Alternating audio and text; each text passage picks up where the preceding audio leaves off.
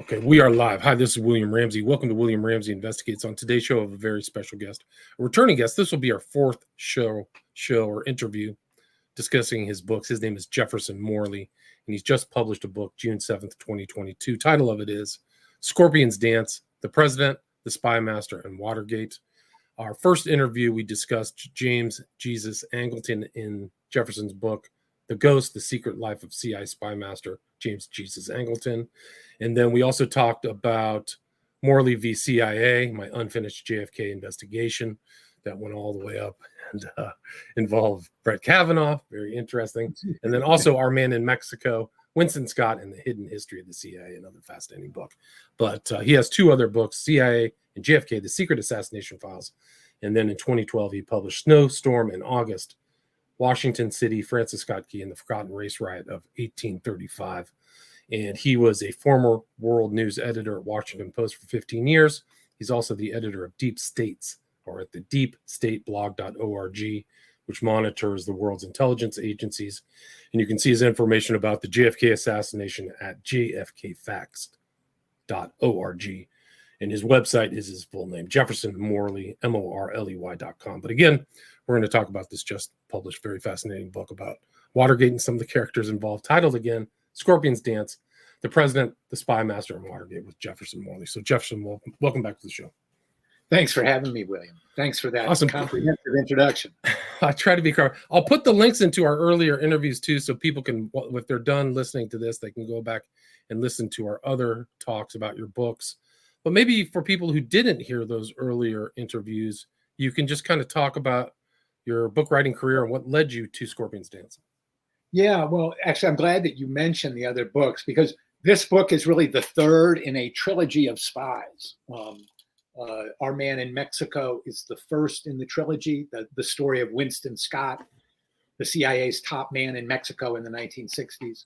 And that's really the story of the CIA man in the field, the CIA man as proconsul in a foreign country. And then The Ghost, which we talked about another time, biography of James Angleton, the chief of counterintelligence at the CIA from 1954 to 1974. And he's really the exemplar of the spy as intellectual.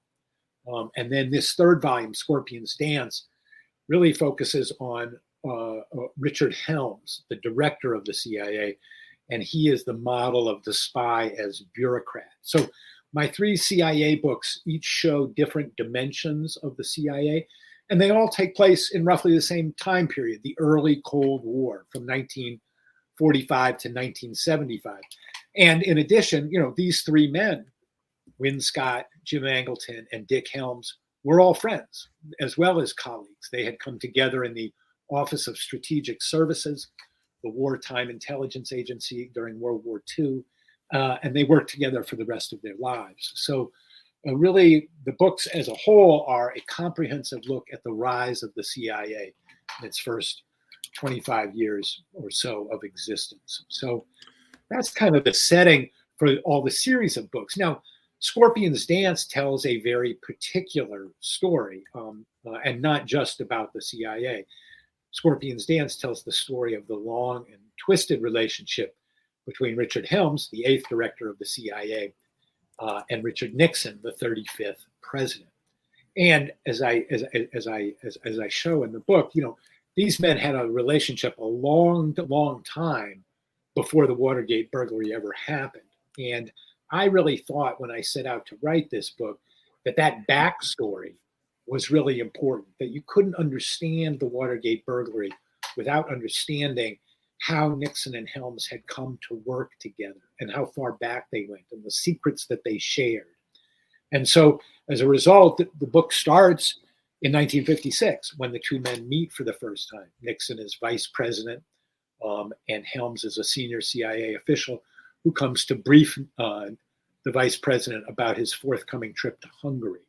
That's the first time the two men meet. And while they were never close friends, they did work together intensely, especially at the end of Nixon's time as vice president, 1959 and 1960, when Nixon appointed himself kind of point man of President Eisenhower's Cuba policy. Fidel Castro, the leftist, had taken power in a national rebellion that overthrew a pro-American dictatorship and had come to power. And Nixon was very concerned about that, and so was the CIA. And they decided early on that they were not going to tolerate Castro's staying in power. And so they set out to overthrow him, primarily by means of assassination initially. And this was kind of the secret that Helms and Nixon had in common, the CIA assassination plots, and was always a matter of serious business between them, because it was something that both men had to keep out of the public record lest it threatened their jobs. And so that backstory is very important. And that's, starting in 1960, 1961 is when the men first begin to deal with each other on, national policy issues. At the same time, the other part of that backstory that's important is we start to see the other characters who will turn up in the Watergate break-in. First and foremost, Howard Hunt, Helms's good friend and colleague, a senior official in the agency's Western Hemisphere division, who had served in Mexico, Paraguay, Cuba. When the CIA determined to overthrow Castro, they sent Howard Hunt to Havana to survey the situation and come back. And Hunt comes back in March 1960 with 4 recommendations. The very first of which is assassinate Fidel Castro. So Hunt was in on the assassination business early on as well. James McCord surfaces. Some CIA men had been arrested in Cuba and were being held in a prison. McCord was called in to develop a plan to break into the prison and free them. So McCord was involved in Cuba operations. Rolando Martinez, who turns up as one of the burglars in 1972, was a full-time CIA employee at this time. He was a boat captain, and he was running infiltration, sabotage, and terrorism missions into Cuba throughout this period. Frank Sturgis, another future burglar, is very active in the Miami scene, not working directly for the CIA. He was kind of a soldier of fortune who worked with the CIA in the effort to overthrow Castro. Bernard Barker, Macho Barker, was also involved in that effort. He was Hunt's deputy in the agency's operation to overthrow Castro at the Bay of Pigs, which of course ended disastrously with a victory by Castro and a humiliating defeat for the CIA. So this is when all those people you just mentioned involved too, all were involved and all were very angry about what happened at the Bay of Pigs, right? That's right. They were all very upset. They all felt that President Kennedy had chickened out. They held him personally responsible. They were bitterly critical of Kennedy. And so these are all the men who will resurface at the Watergate burglary. And what you see by knowing that backstory is just how well Dick Helms knew all of these men, something that really wasn't understood at the time of the burglary. Helms would be very skillful in playing off and pretending like he knew nothing about these men, when in fact he was very good friends with Hunt and well acquainted with James McCord. So all of that is really a way of saying, when I thought of this book, I realized that what I wanted to do was change the frame of the Watergate story. Watergate has pretty much always been told as a story, as a chapter in the history of the presidency of Richard Nixon, or alternatively as a chapter in the history of a free press, the Washington Post, the story of all the president's men, that a crusading free press brought down a lawless president. I wanted to change the frame of that. I'm not saying that those other versions are wrong, but I think if you change the frame and you look at Watergate as a chapter in the history of the CIA, the story begins to look a little bit different. In fact, very different. And I think we see a lot more of what was really going on and a lot more of why it was going on. So that's really the kind of the conceptual frame of the book, that I try and tell the story within that of the relationship between these two men, Richard Nixon and Richard Helms, and how their relationship was what led to Watergate. Right. And so they both kind of are coming up together. Nixon comes to presidency in 68. which overlaps with Helm from 66 to 73, right as Watergate ended, kind of the ending. And Watergate happens right before Nixon goes into his second term, right? So that's June 17th, 1972, right? Right at the end of his first term. So, he's that's the break-in gets caught. Yeah. Yeah. Can you talk about this different kind of parallax view, looking at it as with the CIA involved, what led up to June 17th, 1972? Well, I think if you look at Watergate, the Watergate burglary is a chapter in the history of the CIA, and you know the backstory, a couple of things really stand out. I mean, first of all, the role of the CIA is not really explored or explained at all in the what I call the Washington Post narrative of Watergate, the All the President's Men narrative. At the beginning of All the President's Men, there's a scene where James McCord, who has just been arrested, is arraigned, and the judge hearing the arraignment asks him, "Where do you work?" And he says, "The CIA." And there's 28-year-old Bob Woodward in the front row in the courtroom, and he says, "Holy shit!" And he runs back to the Washington Post newsroom. And I got the call logs from the CIA Public Affairs Office in the course of the research for this book. And like 30 minutes after McCord utters those words, the CIA Public Affairs Office gets a phone call, probably from Woodward or somebody else at the Post who had heard, and says, "Who's this guy? And does he work for you?" So right away, that was like an interesting point. But you know what? That's the last time the word the CIA appears in the story of All the President's Men. The CIA is really not a factor at all in the story, because Richard Helms and the CIA were able to play this off and pretend like they had no connection with these men. When, if you know the backstory, they were connected to all of them, especially Helms and Hunt. Helms and Hunt were very good friends. And this is one of the big revelations of the book, is these were men who had lunch together 3 to 6 times a year. They shared personal and professional confidences. They were really, buddies. Very different men. Helms was very smooth, a true gentleman, friends in high places. People really liked Dick Helms. He was a charming and impressive man, and also, a man of power, and if you spent time around him, people recognize that. Henry Kissinger said very memorably of Dick Helms, he said, his smile did not always include his eyes. He was a true spook. He was a real intelligence professional, a spy master. Howard Hunt was kind of the opposite. He was brash. He was outspoken. He was obnoxious. He was impulsive. He was careless. He wasn't that good a spy.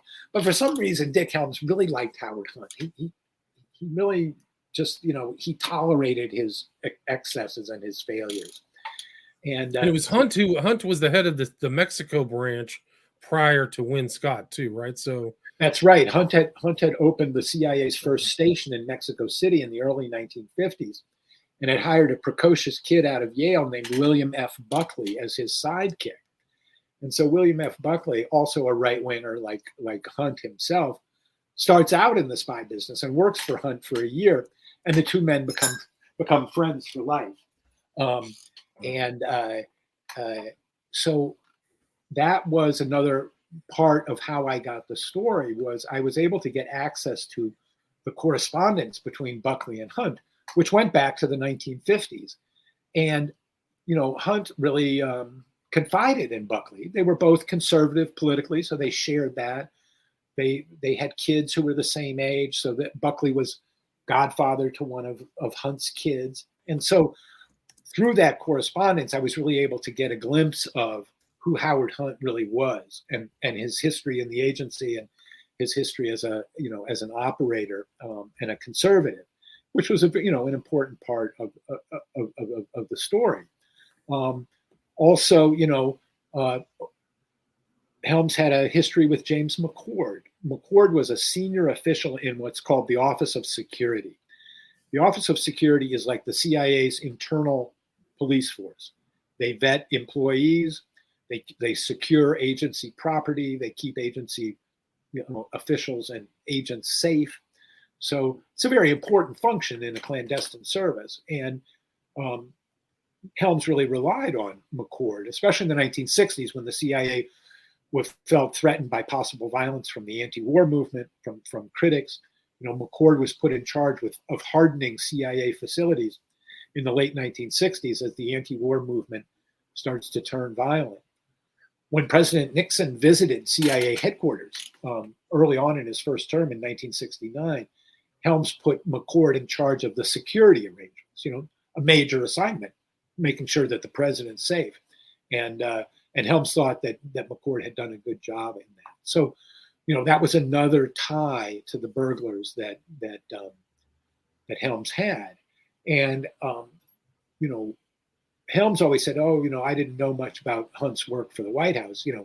That was just a cover story. There's a White House tape where you hear Bob Haldeman say very clearly, a year before the Watergate break, in July 1971, Helms is looking for a dirty tricks operator to take the fight to his enemies, especially Daniel Ellsberg, the Defense Department official who had just leaked the Pentagon Papers to the New York Times, which drove Nixon insane with rage. And Nixon, in the summer of 1971, was raging against Ellsberg all the time, denouncing him as a traitor and a Jew, and it really incited Nixon's bile. And he wants somebody to smear Ellsberg, to discredit him in the press. And Haldeman says to the president, well, there's this guy Hunt who's recently retired from the CIA. And Bob Haldeman was Nixon's chief of staff.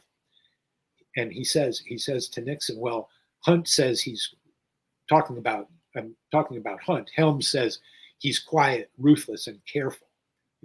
So Helms had recommended Hunt to the White House. But far from not knowing anything about it, Hunt got the job thanks to Helms. That's how close he was. And Helms got his guy in the White House. Yeah. Right. So it worked both ways. Yeah, and none of this was known to the public. And then I show that both Hunt and McCord, as burglars working for the White House, also fed their information, the same information that they obtained in these burglaries. And the Watergate was just one of the burglaries they carried out. Right. All the information that they obtained went back to the CIA. I mean, yes, the White House got copies of the transcripts of the wiretaps and copies of the files, the things that the burglars were stealing. But the CIA also got copies. And we know this because Hunt sent his information back to Helms via the CIA has an office in the National Security Council offices, which are in the White House or in the Executive Office building. So the CIA has a presence there, and Hunt would go there and hand over packages which were addressed to Helms. So that was one way that Helms got the take from the Watergate burglars.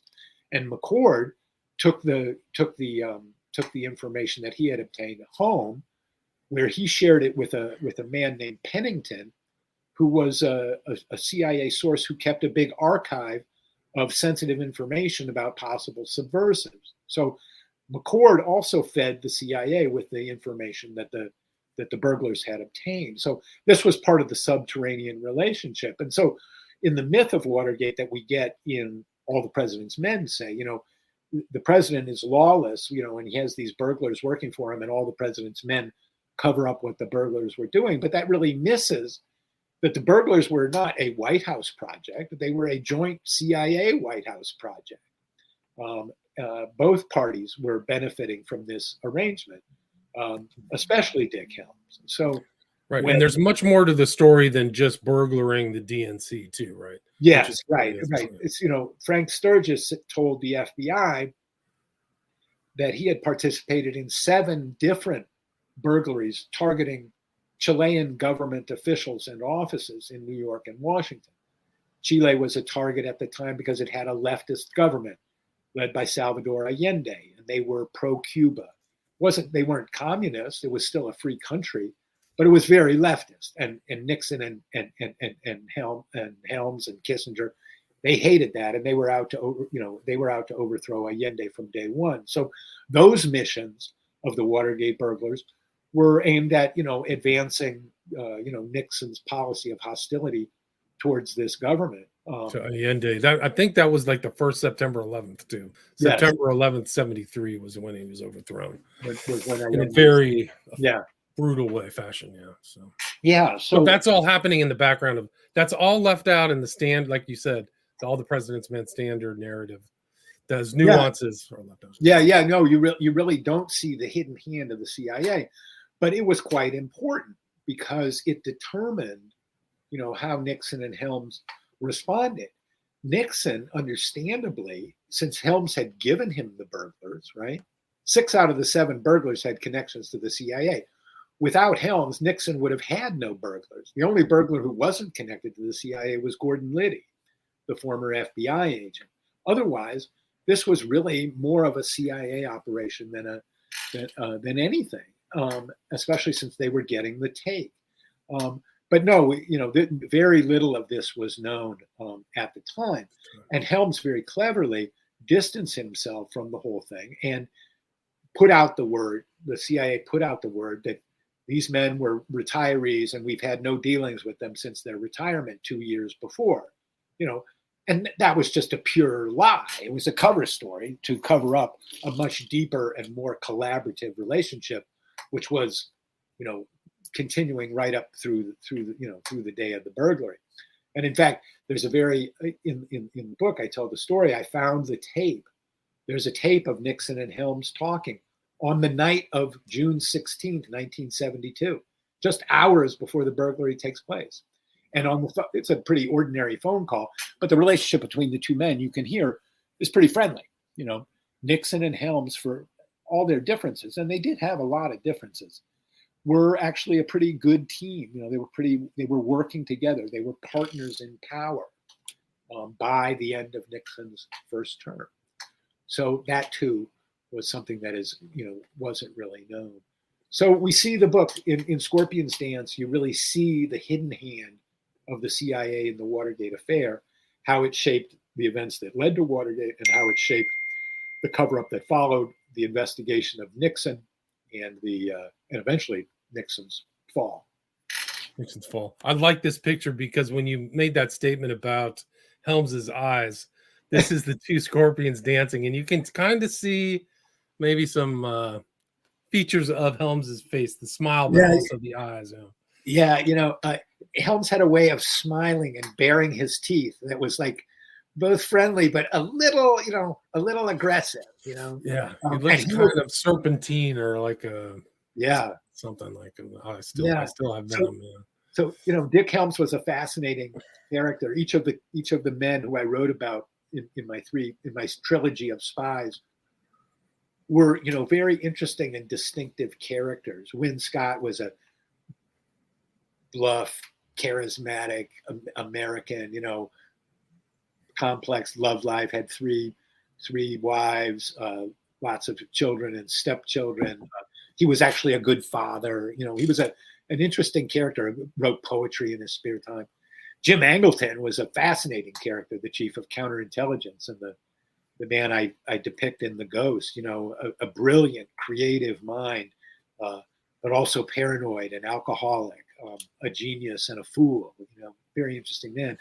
And then Dick Helms, this savvy, bureaucratic operator, who has risen, 30 years in the ranks to arrive at the top of the CIA. Imagine the ambition, and the persistence that it takes to prevail in that climb to power. A real gentleman and a real son of a bitch too, both. Right. And so this relationship, and you can see it's some of the complexities in this interesting photograph. These two men of power, really. Nixon. Talk about a self-made man. A guy who came from nowhere. With nothing, poor family, ineffectual. Orange Orchard and Whittier. I mean, really. Yeah. Bob Haldeman said, Nixon was a poor boy from California, and he never let you forget it. It's like he carried his resentments around with him. Helms, on the other hand, was super smooth. A scion of almost an aristocrat. People often used that term with him, that he had an aristocratic bearing.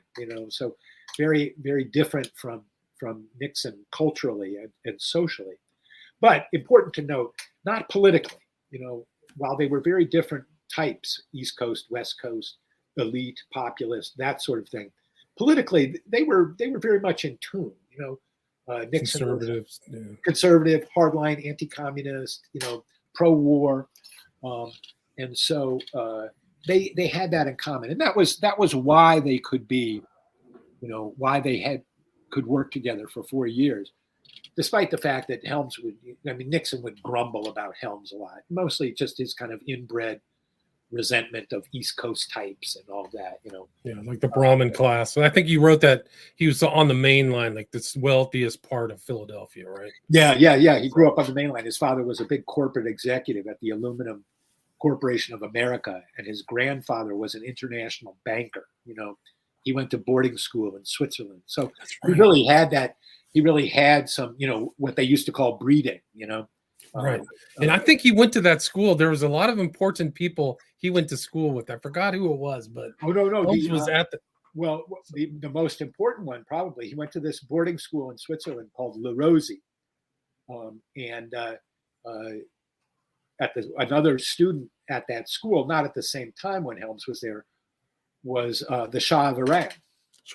That's right. Who became, when Nixon, after the Watergate affair, Helms wrangles an appointment to be ambassador to Iran, and he becomes friends and a confidant of the Shah of Iran. So, yeah, his boarding school background is an important part of his feature in his makeup. Reza Pahlavi. Shah Mohammed Reza Pahlavi. Yeah. There's such really super heady times too. So many things were happening all around the world. Chile, like you mentioned, Iran, and so the subterfuge, yeah.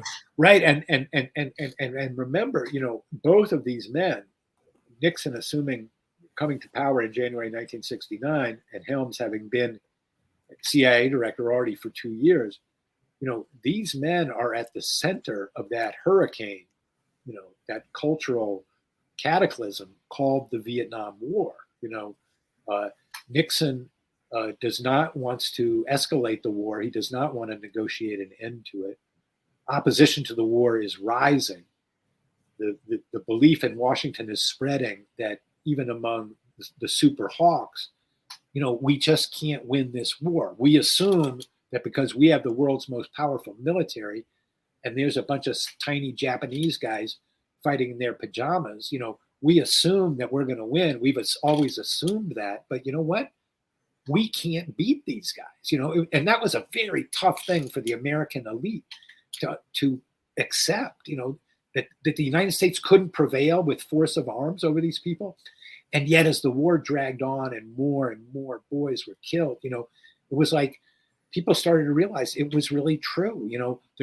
They had the capacity, no matter how badly we bombed them, no matter how many people we killed, we could not break their will. We could not do what you have to do in a war. We could not break their will. And so Nixon and Kissinger did not want to accept this. Now, over at the CIA, that realization was sinking in, because the CIA analysts on the intelligence side of the CIA, not the dirty tricks, paramilitary covert action side, but the intelligence side, the people who just study issues and try and give the president the best advice. Early on, as early as 1963, 64, the CIA's analysts were saying, we are not winning this war. The enemy is replacing all of the people that we killed and more. They're not only are we not weakening them, they're getting stronger. And so the United States, Johnson figures, well, we'll just escalate. We'll bomb them some more. The CIA studies the results of the bombing. It doesn't really affect their will to fight or their ability to fight. And so Helms is kind of riding this contradiction at the CIA. On the one hand, the experts, the analysts are saying, we're not winning this war. The Pentagon is over there saying, we're going to win it. There's light at the end of the tunnel. And the CIA guys are saying, maybe, but not really, And after a few years, by the time Nixon comes into office, the CIA is pretty pessimistic. Now, Helms put those doubts aside. He did not convey them to Nixon because he knew Nixon and Kissinger did not want to hear that. They did not want to hear, we can't win this war. So, and in fact, Helms turns into one of Nixon's biggest supporters when he wants to expand the war. In 1970, they decide to expand the war into Cambodia, which had previously been neutral and had not been a site of war. Had been a staging ground for the North Vietnamese, but not a battleground. And it becomes a battleground in 1970. A lot of Nixon's cabinet, his own Secretary of State, his own defense secretary, did not want to expand the war. Helms did. Helms supported Nixon and Kissinger in doing that. So there was this policy sympathy between the two of them, which is one reason why Nixon trusted Helms, because Helms had stood by his policies very loyally, even when they were under intense criticism from Nixon's own cabinet and Nixon's own party. By 1971 and 72, even, liberal Republicans are breaking with Nixon and saying, you guys have to end this war. It can't go on, Yeah, a lot of people don't know that escalation was immense. There were more bombs dropped on Southeast Asia than in Europe during World War II by the Americans. So they escalated. Yeah, several times more. I mean, not just a little bit more, like 2 or 3 times more tons of ordnance are dropped on Vietnam than are dropped in Europe in the whole of World War II. So, but this display of violence is incredible, and the casualties on the Vietnamese side were catastrophic, far beyond millions. Yeah, but the Vietnamese communists had organized themselves, had roots in the society, and they were able to withstand everything we threw at them. So Nixon and Kissinger, kind of by the end of Nixon's first term, had figured out a way to negotiate a peace. They had de-escalated the American presence, beefed up the Vietnamese army, and they thought, the U.S. could withdraw. And in 1973, as Nixon's term is starting and the Watergate scandal is blowing up, Nixon and Kissinger sign a peace agreement that, formally ends the Vietnam War. And there's a big cocktail party, and Nixon and Kissinger are the toast of the town. And finally, the war is going to end. And Helms and his wife go to a very fancy Washington dinner party where Kissinger, gets up to speak afterwards and toasts the president and says, to the architects of peace, we have finally done it. Our critics are all wrong. And Helms leans over to his wife and he says, they haven't got any peace. And sure enough, that was right. That was the view at the CIA. And 2 years later, the Vietnamese communists, finally took over and overthrew the American government, and the Americans had to flee, and the United States had lost the war. So that was, kind of Vietnam is the backdrop of this whole story. The tensions, the incredible tensions in American society generated by, the war and the opposition to the war, the fatalities of the war, the anti-war movement. Yeah, there's just so much super chaotic, so much. And then the JFK assassination is also in the background too. There, yes. Nixon uses the term the Bay of Pigs thing or whatever. Like he's kind of. Right. So a couple of things are in the background of this story. One, these shared secrets, the Castro assassination plots is one. The shared, burden of managing the war is another factor in the Nixon-Helms relationship. And then, yes, you're right. The story of JFK's assassination comes up again and again in Nixon and Helms's relationship throughout his first term, because the CIA has a lot to hide about the Kennedy assassination, and Nixon understands that. And so early on in Nixon's presidency, he tells John Ehrlichman, his closest domestic policy aide, he says, go over to Langley and talk to Helms and tell him we want all of his files on, the secret files, the agency's secret files on the Bay of Pigs. And so Ehrlichman goes in 1969. He goes to see Helms and has lunch with him, and Helms promises to help him and, says he'll provide this and provide that. And Ehrlichman comes back and he realizes Helms has given him nothing, really. Helms was very smooth. He was very affable, but he knew how to not give up the secrets. They called him the man who kept the secrets for a good reason. So Ehrlichman doesn't get anything. And about 6 months later, Nixon sends Ehrlichman back and says, try and get that Bay of Pigs stuff out of Helms again. And so Ehrlichman goes again. And same thing, nothing. And this goes on. Like every 6 months, Nixon sends Ehrlichman, go get that Bay of Pigs stuff. And so after the fourth time, in September 1979, Ehrlichman comes back and he says, Mr. President, Helms is just not going to give me that stuff. He says he's only going to show it to you in person. He calls it the agency's dirty linen, and he doesn't want to share it with anybody but you. And he's sure that you can appreciate that because, you wouldn't want, his successors, to be sharing your secrets. And so Nixon is very annoyed with this, and he calls Helms on the carpet in October 1971. And he says, look, Dick, I really want this stuff about the Bay of Pigs. And Helms says, what's this about, Mr. President? And Nixon says, I need it for a negotiation. And Helms says, I understand, sir. Of course, he doesn't understand at all. And Nixon keeps probing, and Helms keeps rebuffing him. What's this about? What are you saying? And in the tape of the conversation, which I found in the course of the research of the book, you hear Nixon say, when in response to when Helms wants to know what this is all about, why does he want this Bay of Pigs stuff? Why does he keep asking for it?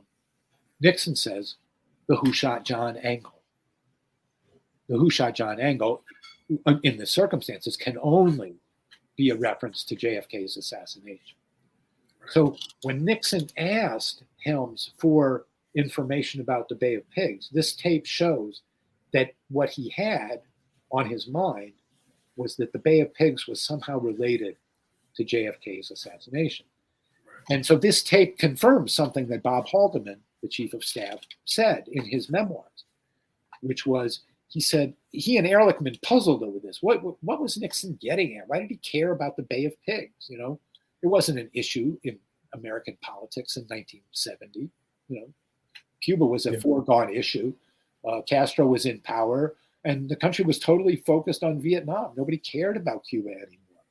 Right. So why did Nixon obsess about the Bay of Pigs? And Haldeman decided after his conversations with Ehrlichman that when Nixon said, the Bay of Pigs or the whole Bay of Pigs thing, that was a coded reference to JFK's assassination. Right. In this tape, which I highlight for the first time, really, I'm the first writer to focus on it.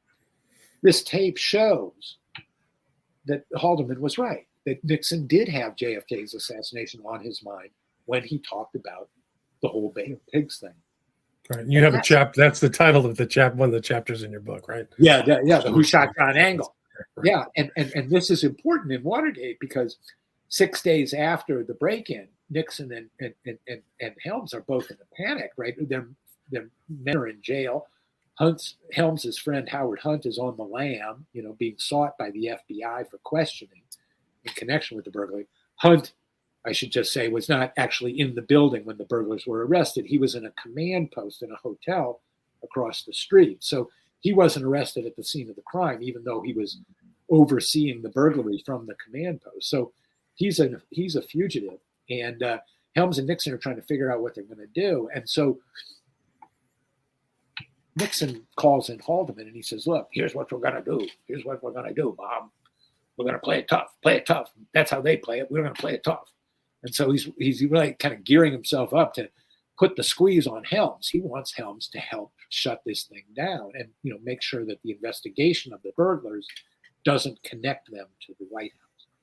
And of course, Helms has the same concern. He wants to make sure that the investigation of the burglars doesn't connect them to the CIA.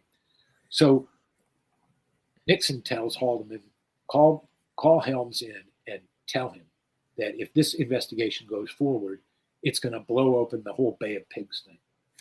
Now, right. So now the conversation where Nixon talks to Helms about the Who Shot John angle had happened 8 months before that. Okay. And it was one of the very few meetings that Nixon had with Helms in the Oval Office. So Dick Helms had not forgotten that conversation when Haldeman comes to him and says, the president says, shut this operation down because if you don't, it's going to blow open the whole Bay of Pigs thing. Helms, when he hears this threat, and it was a threat and a very nasty threat, blows up, is angry, and shouts at Haldeman, this doesn't have a damn thing to do with the Bay of Pigs, which shows just how touchy Dick Helms was about the question of the linkage of the Bay of Pigs and Kennedy's assassination. Dick Helms was not a man who lost control of his emotions often. And when Nixon issued this threat, and it was basically blackmail, he was very angry. Right. So it still was involved in this whole thing of Watergate. That JFK was still there. And you include that. I mean, those are your opening chapters. Also, Helms making the denial before what committee it was. Yeah, the CIA was not involved, But yeah. So after a year, Helms is finally called to testify to the Senate Watergate Committee. The Watergate scandal has blown up. The Senate Watergate hearings, they're like the January 6th hearings now. It's like there's lots of attention, even more, than on the January 6th hearings today. The country's kind of riveted by this spectacle because Americans had never seen anything like it. It was something of a more innocent country, and all the machinations that had gone into Watergate are, roiling the press and shaking up politics and, obsessing people in these televised hearings. And so Nick Helms finally comes to testify in August 1973. Very rare for a CIA director to testify in open session in Congress, much less about, a political burglary committed by former CIA employees. So Helms's appearance is highly sought after, much anticipated. And he puts on a magnificent performance of, browbeating his interrogators and saying, there was no CIA involvement. He's practically shouting, and the press basically buys it. Helms had a lot of respect. He had a lot of friends in the press corps. He was very adept at that. He was friends with Katharine Graham, the publisher of the Washington Post, friends with Cy Sulzberger, the scion of the New York Times family and a columnist himself. So, he had good credentials and he had a lot of credibility. And so when he said we had nothing to do with these people, even Woodward and Bernstein couldn't prove otherwise, and they tended to believe it, but it was all a big cover story. That's for sure. Right. It was definitely part of the story. Jefferson, we're at the 40-minute mark. Do you have time for a few questions? Love to hear from, what people think, what's on their mind. One is, wasn't this a cover-up for Fire Pixie says, wasn't that a cover-up for ransacking Ellsberg's psychologist's office? That was related to Watergate, right? Yeah. So one of the national security missions that the burglars, namely Hunt and Liddy, with the help of Rolando Martinez and Macho Barker, was to burglarize the office of the psychiatrist of Daniel Ellsberg, the man who had leaked the Pentagon Papers to the New York Times. So they were searching for blackmail information, basically. What had Ellsberg confided in his psychiatrist, and maybe they could use that dirt to discredit him in the press. So, yeah, that was one of the things that Helms had to cover up after the arrest of the burglars, was that the CIA had helped Hunt in this endeavor to break into the psychiatrist's office. So, yeah, that was part of the cover-up, was to keep that mission of the Watergate burglars off the books. And it worked, at least for that story didn't come out until about a year after the burglars were caught. And so for the first year, the story was, these White House burglars. After a year, people began to see, oh, wow, these burglars had a lot of help from the CIA. Another question from GP Floor. I don't know if it involves the book, but he asks, can you talk about the Hank Greenspun letter and its role in Watergate? I don't know. Yeah, so Hank Greenspun was a newspaper publisher in Las Vegas. And Las Vegas was the home headquarters of the Hughes Tool Corporation, which was the company created by Howard Hughes, who was at that time was the richest man in America, probably one of the few billionaires in America at the time. And Hughes was a very important factor in, kind of in the background of the story for several reasons. One, the Hughes Tool Company was a major CIA contractor.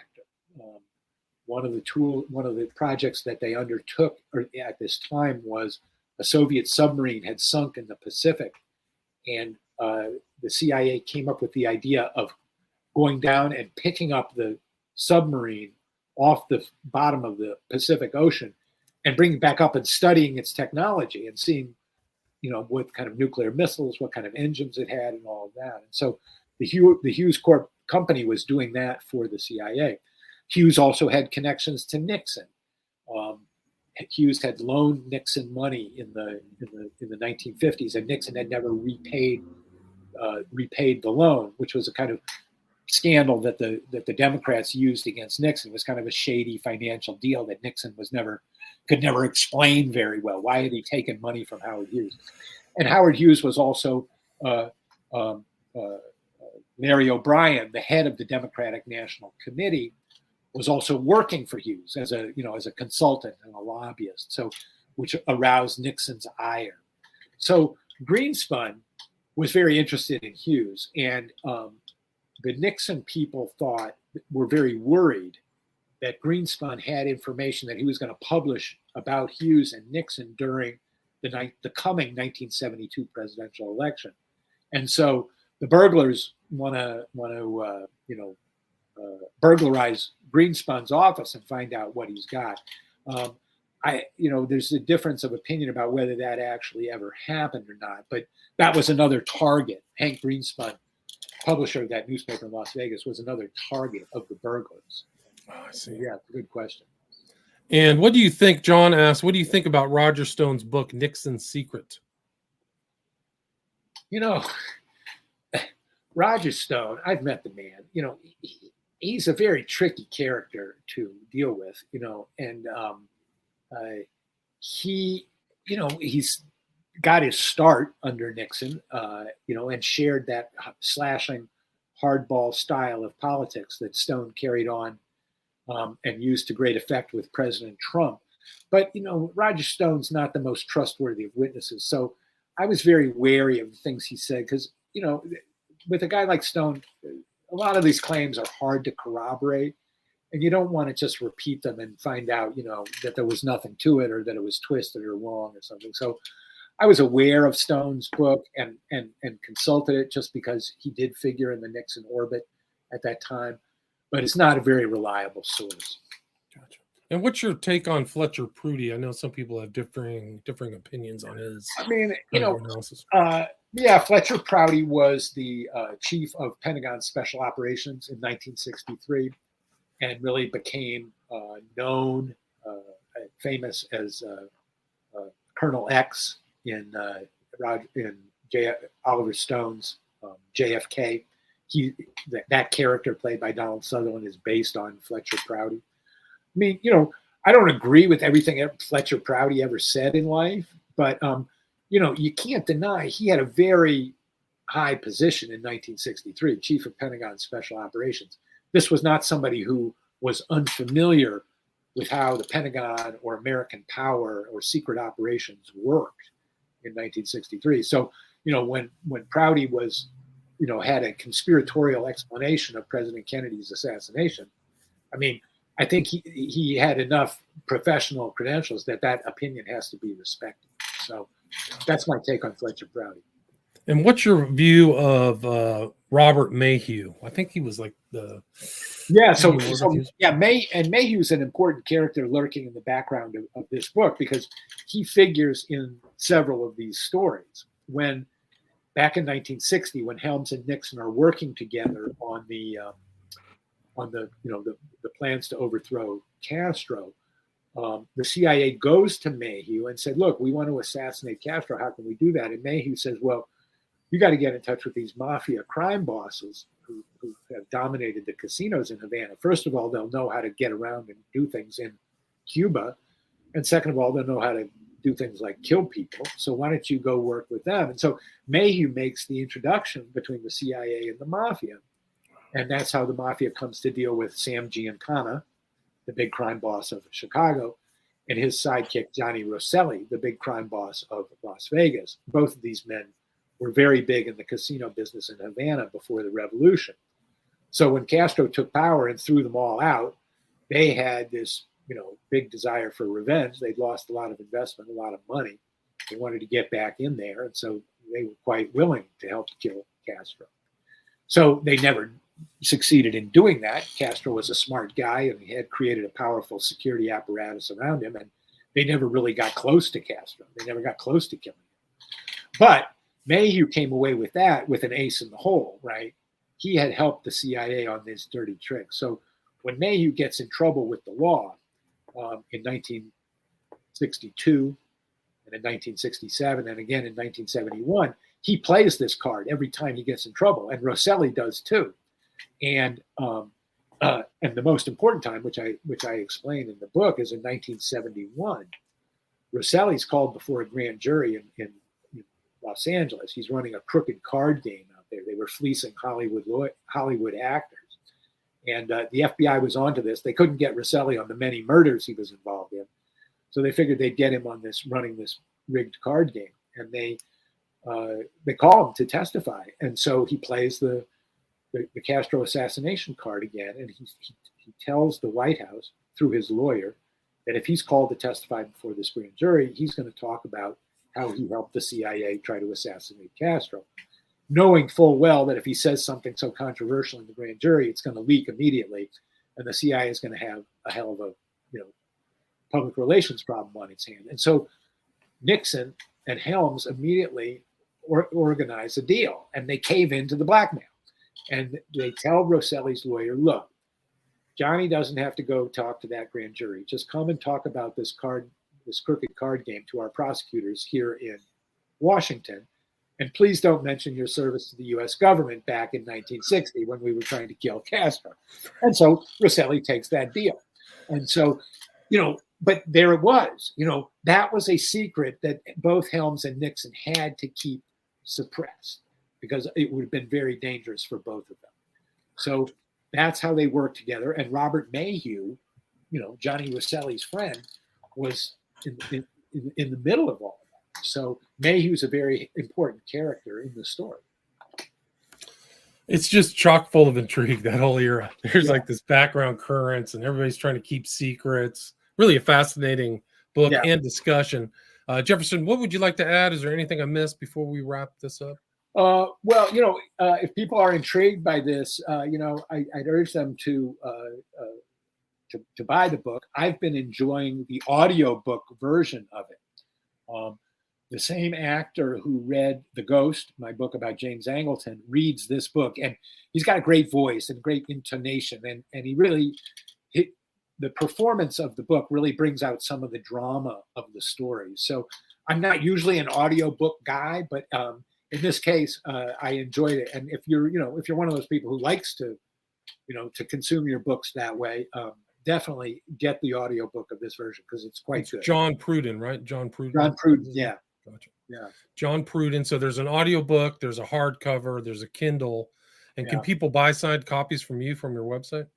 Yeah, I haven't put them up yet, but I just got the books. So yes, you will be able to buy signed copies of Scorpion's Dance or The Ghost via my website. And that's jfkfacts.org, right? Or Jefferson Morley? Yeah, jeffersonmorleybooks.com. And if people want to keep up on, I do some journalism still and commentary on JFK case and things in the news. So if people want to follow me on Twitter at Jefferson Morley, you can find me there. And that's probably, if people want to get in touch, send me a direct message through Twitter. That's probably the best, quickest way to get in touch with me. And, people want to follow up and ask questions that way. I'm always glad to do that. And also, I'm always looking for new information. So, if people have a story from this time that, they wonder if I've heard it or, they have a question about that, I welcome those kind of questions because, I wind up learning stuff that way, which is my stock and trade. So, awesome. So people can reach out to you on Twitter. I will put that in the show notes at Jefferson Morley. Yeah. Send me a direct message at Twitter and I'll respond that way.